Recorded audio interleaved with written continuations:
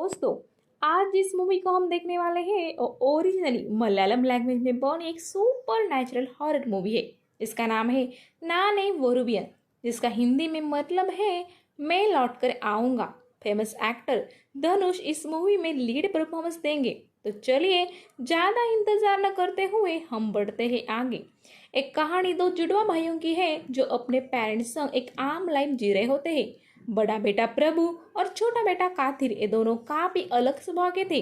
जहाँ प्रभु एकदम भगवान जैसा शांत सबका भला सोचने वाला होता है, वही काथिर एकदम डेविल जैसा हमेशा फाइट करने वाला और सबको तकलीफ देने वाला दिखाया गया है। काथिर के बिहेवियर की वजह से उसके पड़ोस और स्कूल से काफी कंप्लेंट्स भी आने लगी थी। उसको गुस्सा आने पर वो किसी भी हद तक की हरकतें कर देता था, जिस वजह से उसकी माँ हमेशा उसके भले के लिए पूजा पाठ करती थी। वही उसके पिताजी उसे कड़ी से कड़ी पनिशमेंट देकर सुधारना चाहते थे, मगर कातिर में कोई बदलाव नहीं हो रहे थे। उल्टा वो और भी शैतान होते जा रहा था।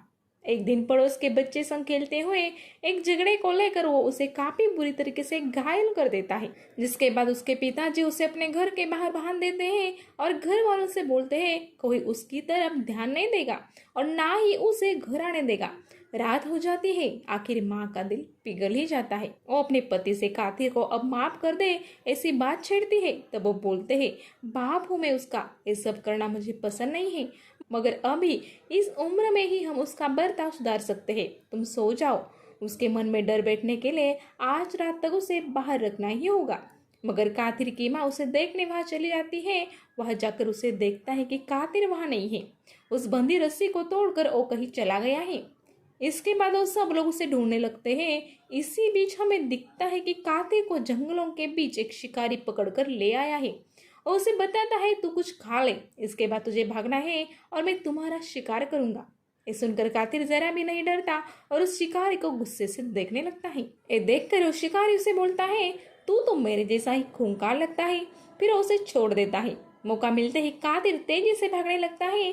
शिकारी भी अपने गन संग उसका पीछा करने लगता है।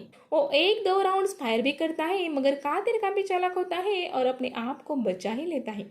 इसके बाद वो एक जगह छुप जाता है। शिकारी वहां आने पर कातिर उसके सर पे एक बड़ा पत्थर फेंककर उसको ही मार देता है। मरते वक्त वो शिकारी उसे बोलता है तू तो मेरे से भी बड़ा कमीना बनेगा। इसके बाद फॉरेस्ट डिपार्टमेंट वाले काथिर को जंगलों में भटकते हुए पकड़कर पुलिस के हवाले कर देते हैं, जिसके बाद उसकी काउंसलिंग कर पुलिस उसकी पूछताछ कर उसे अपने घर वालों के पास सौंप देते हैं। इसके बाद हम कहानी के प्रेजेंट में आते हैं, जहां हम धनुष को प्रभु के रोल में देखते हैं। वो काफी सक्सेसफुल पर्सन बना होता है। वो अपनी माँ वाइफ संग एक अच्छी जिंदगी जी रहा होता है। उसे एक बेटी भी होती है जिसका नाम सत्या रखा जाता है। सत्या अब अपने टीनेज में एंटर कर चुकी होती है। इसी दौरान हॉलिडे को एंजॉय करने और एक हिल स्टेशन जाते हैं, जहाँ एक शांत लेक पर जब सत्या बैठी होती है तब उसे पानी में कुछ मूवमेंट दिखती है और इसके बाद उसे काफी डर लगता है और उसकी सांस भी फूल जाती है। इस घटना के बाद प्रभु की वाइफ भुवना अपने घर लौटने की जिद करती है। फिर वो सब घर आ जाते हैं। सत्या की हालत में काफी बदलाव वो लोग महसूस करते हैं, खासकर उसकी माँ भुवना, क्योंकि वो ही उसके संग दिन भर होती है। प्रभु को वो एक दिन क्या हम दूसरा बच्चा प्लान करें ऐसा पूछती है, जिस पर प्रभु क्या हुआ ये पूछता है। तब वो सत्या के बिहेवियर को लेकर उससे बात करती है। प्रभु उसे बताता है कि मैं उससे बात करूंगा, तुम दूसरे बच्चे का ख्याल मन में भी मत लाओ, हम अपने बच्चे से ही खुश हैं। दरअसल प्रभु अपने बचपन की यादों से दुखी था। उसे लगता था एक बच्चा अगर शांत होगा तो दूसरा शैतानी करेगा। सत्या वैसे शांत बच्ची थी, इसलिए वो अब रिस्क नहीं लेना चाहता था। अगले दिन सत्या को स्कूल छोड़ने के बहाने से वो उसे कुछ तकलीफ है क्या ऐसी बात छेड़ता है।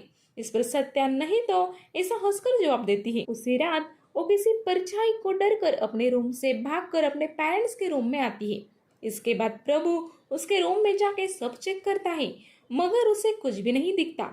उसके अगले दिन वो सत्या के कमरे से उसकी डरी हुई आवाज भी सुनता है, जिसमें वो बोल रही होती है कि ये मुझसे नहीं होगा, मैं कभी ऐसा कुछ नहीं करूंगी। रूम के अंदर जाकर पूछने पर सत्या बताती है कि मैं तो अपनी डॉल संग खेलते हुए बात कर रही हूँ। सत्या के मोबाइल पे भी उसकी सर्च हिस्ट्री चेक करने पर प्रभु को कुछ अजीब ही चीजें दिखती है, जिसमें आत्माओं से जुड़ी कुछ बातें होती है। इसके बाद प्रभु जब एक दिन सत्या से इन्हीं सब बातों का जिक्र कर तुम डरो मत मैं तुम्हारे साथ हूँ ऐसा विश्वास देता है, तब वो रोने लगती है और बताती है कि एक सोनू नाम के लड़के की आत्मा मुझे अपने करीब महसूस होती है जो मुझे आपको मारने के लिए बोल रहा है। इसके बाद प्रभु उनके शहर के बड़े साइकेट्रिस्ट के पास उसे ले जाता है।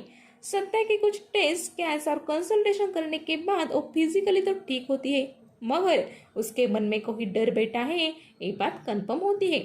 उसकी काउंसलिंग शुरू रहती है, मगर उससे डॉक्टर के केबिन में भी सोनू की आत्मा की परछाई दिख रही होती है। इसी बीच देर रात अपने घर से बाहर जाकर सत्या टेरेस से कूदने की भी कोशिश करती है, मगर उसे प्रभु वक्त रहते बचा लेता है। तुम ऐसा क्यों कर रही थी ये पूछने पर सत्या बताती है, मैं क्या करती, आपको मैं मारना नहीं चाहती हूँ और अब ये आत्मा मुझे बोल रही है तुम या तो अपने डैडी को मारो या फिर काथिर को। ये सुनने के बाद प्रभु एकदम शांत हो जाता है और उसके माइंड में चल रही बातों से हमें पता चलता है कि जब कातिर को पुलिस ने घर छोड़ा था उसके कुछ दिनों बाद ही उसने उनके पिताजी को सोते वक्त तकिए की मदद से मार दिया था। उसके कुछ दिनों बाद उसने प्रभु को भी एक कबर्ड में लॉक कर दिया था। दम घुटकर प्रभु मर ही जाता, मगर उसकी माँ सही समय पर आकर उसे बचा लेती है। इसके बाद उसकी माँ एक पुजारी को कातिल की जन्म पत्र दिखाती है, जिस पर वो बताते हैं कि क्या इसका कोई भाई है, अगर हाँ तो उसकी पत्रिका दिखाओ। और दोनों पत्रिकाएं चेक करने पर वो बोलते हैं इनके पत्रिकाओं में ऐसा योग है कि ये दोनों में कोई तो एक दूसरे को मार देगा। हम इस योग को कुछ भी कर रोक नहीं सकते, ये विधि का विधान है, ये सच होकर ही रहेगा। इसके बाद उनकी माँ एक रोज उन दोनों को एक दूसरे शहर यात्रा में ले जाती है। वहाँ कातिर को जानबूझकर एक जगह बिठा देती है और प्रभु संग वहां से लौट आती है। वो बेचारी के सामने कोई जरिया नहीं था। प्रभु अच्छा और शांत लड़का था। वो कातिर उसे तकलीफ देगा ये बात वो जानती थी, इसलिए वो कातिर को ही हमेशा के लिए अपने से दूर कर देती है। अब सत्य से रिलेटेड बातें ठीक होने की बजाय बिगड़ रही थी। ये देखकर प्रभु पैरानॉर्मल एक्सपर्ट्स को उनके घर बुलाता है। उनको सब जानकारी देने पर उसके घर में अपना पूरा सेटअप लगा देते हैं। उनको मिली कुछ बातों के जरिए एक बात कंफर्म होती है कि प्रभु के घर में कोई तो सोल घूम रही है। वो सोल सत्या को ही तकलीफ दे रही है और उसी के आसपास घूमती रहती है। ये बात भी वो नोटिस करते हैं। एक दिन उनको दिखता है कि सत्या अपने रूम में नहीं है। उसके रूम में जाकर चेक करने पर उनको लेजर लाइट्स के रोशनी में कुछ फुटप्रिंट्स दिखते हैं। दीवार से होते हुए बाथरूम की ओर गए होते हैं। जब वो सब लोग बाथरूम को ओपन करने की कोशिश करते हैं तब वो खुलता ही नहीं। इसके बाद अचानक से वो खुल जाता है और हमें सत्ता एक अलग ही अंदाज में दिखाई देती है।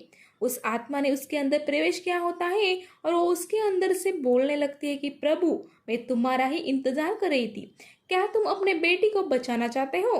प्रभु के गिड़गिड़ाकर पूछने के बाद वो बोलती है कि तुम्हें अपने भाई कातिर को मारना होगा। जो बात सुनकर प्रभु भी हिल जाता है।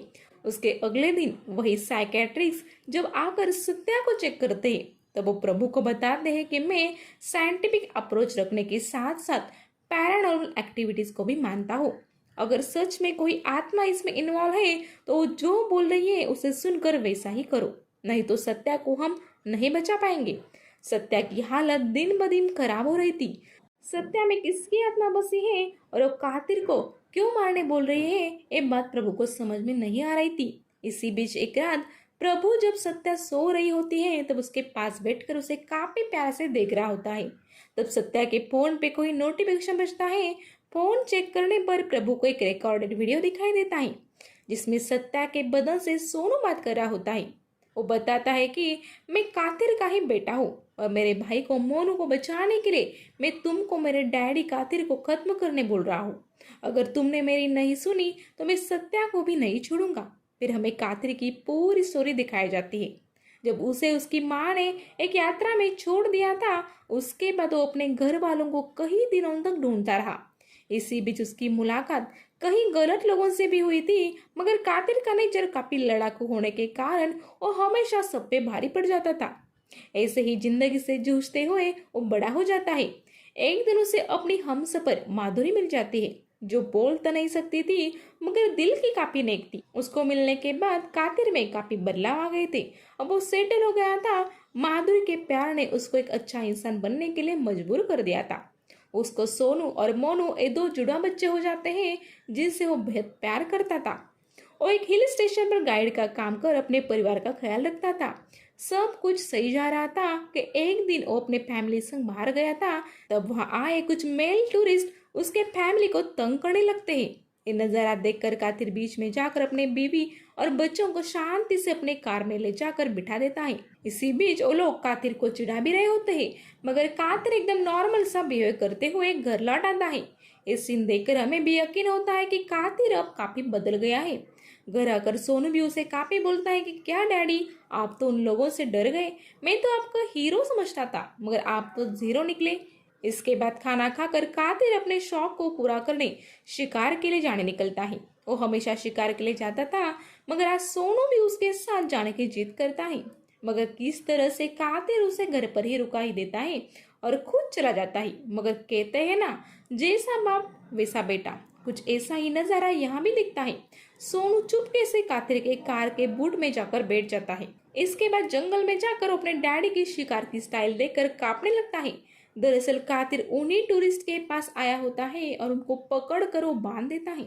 इसके बाद उन्हें पीटने के बाद छोड़ देता है और भागने बोलता है, फिर उनको शूट कर देता है। इसके बाद सोनू डर कर कार में आकर फिर से छुप जाता है।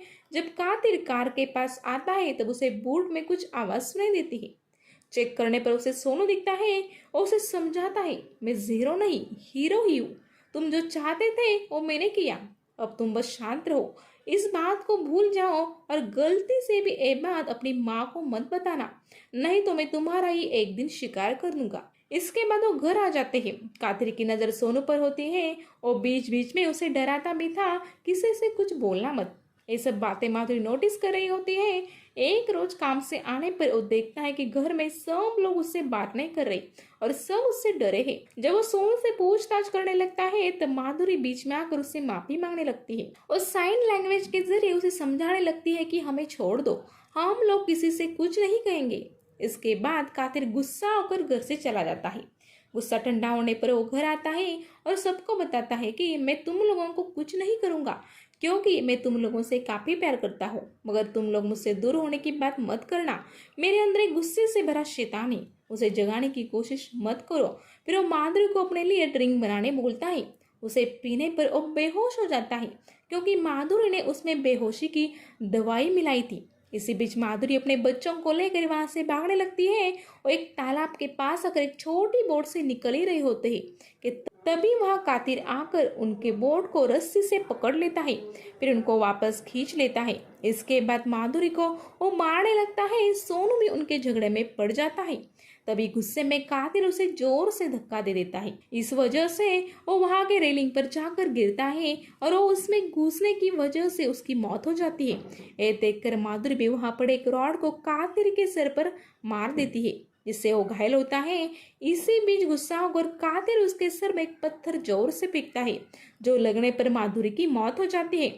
ये सब नजारा देखकर बेचारा मोनू डर जाता है, मगर उसे कातिर समझाता है कि मैं तुम्हें नहीं मारना चाहता, तुम बस मुझे समझ लो, मैंने सोनू और माधुरी से भी यही कहा था, मगर ना जाने क्यों उन्होंने मेरे से दूरी बनाना चाहिए।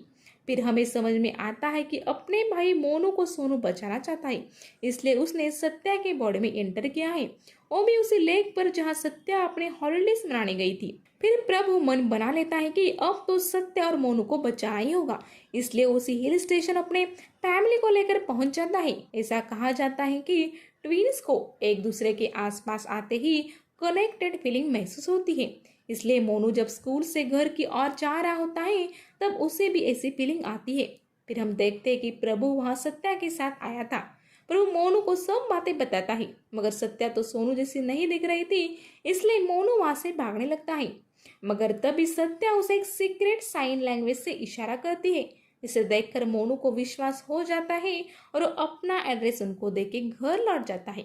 वहाँ कातिर को भी कुछ फीलिंग्स हो रही होती है, जिससे वो समझ जाता है कि शायद अपना जुड़वा भाई यहाँ आया है। उसी रात प्रभु अपने भाई कातिर को मारने उसके घर के पास जाता है, क्योंकि उसके पता था कि उसका भाई कैसा शैतानी दिमाग का है और वैसे भी वो सत्या को भी बचाना चाहता था।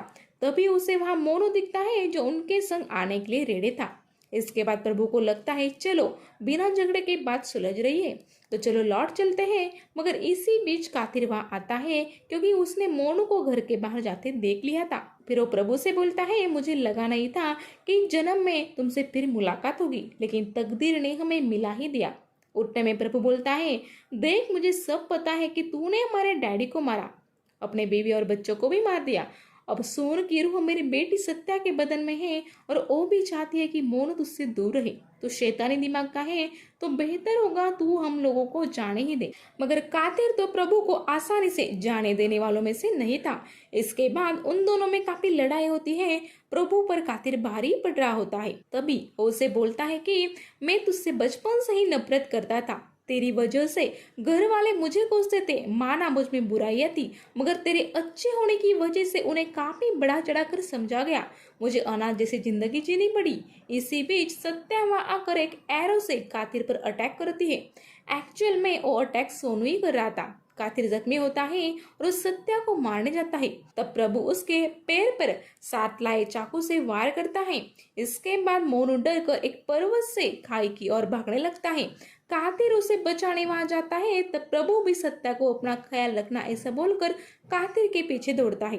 फिर वो उस खाई में कातिर को लेकर कूद जाता है। ये देखकर सोनू की आत्मा सत्या की बॉडी से निकल जाती है क्योंकि उसकी इच्छा पूरी हो चुकी थी। फिर सत्या चोटी पर खड़े मोनू को पकड़कर पीछे ले आती है। तभी हम देखते हैं कि प्रभु उस चोटी से ऊपर आता है। इसका मतलब अपने आप को बचा लेता है। उसे ऊपर आने में वो दो बच्चे भी मदद करते हैं। जब मोनू उससे पूछता है क्या मेरे पापा मर गए, तब प्रभु अपनी आंखें बंद कर अपने जुड़वा भाई से कनेक्ट होने की कोशिश करने लगता है। इतने में डर कर वो अपनी आंखें झट से खोल देता है और इसी सीन के साथ ये मूवी खत्म हो जाती है। इस अनक्लियर एंड से ये बात कंफर्म होती है कि शायद कातिर भी बच गया है और इस मूवी का सिक्वल आने के ब्राइट चांसेस है। तो चलिए अब वक्त हुआ है वीडियो को एंड करने का। Good bye.